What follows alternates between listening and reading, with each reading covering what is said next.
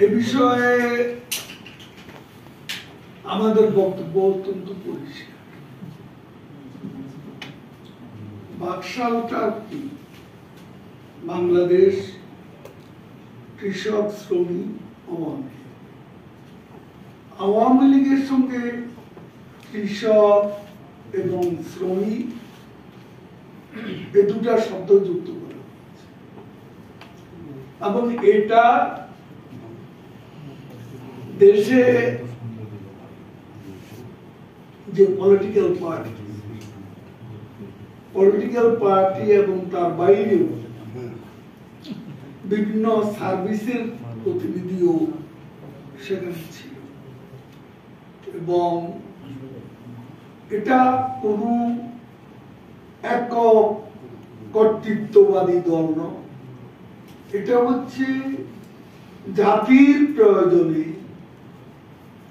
তখনকার বাস্তব অবস্থা একটা জাতীয় দল।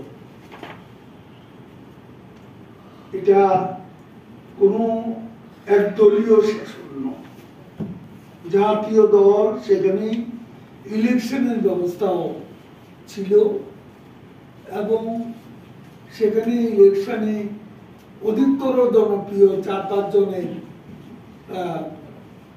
ইলেকশনে প্রার্থী হবার সুযোগ ছিল।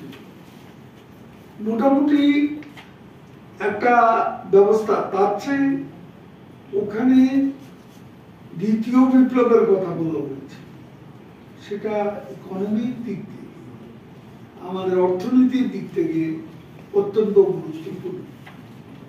এবং এখানে একটা কথা, ফখরুল সাহেবরা যত মিথ্যাচারী করুন, তথ্য প্রমাণ তো আছে। তখন সেনাপ্রধানের বাংলাদেশ কৃষক শ্রমিক লীগের আওয়ামী লীগের সদস্য হওয়ার দ্বিধা ছিল,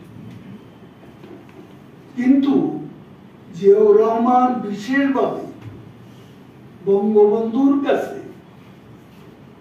আবেদন করে সদস্যতা লাভ করেছিলেন।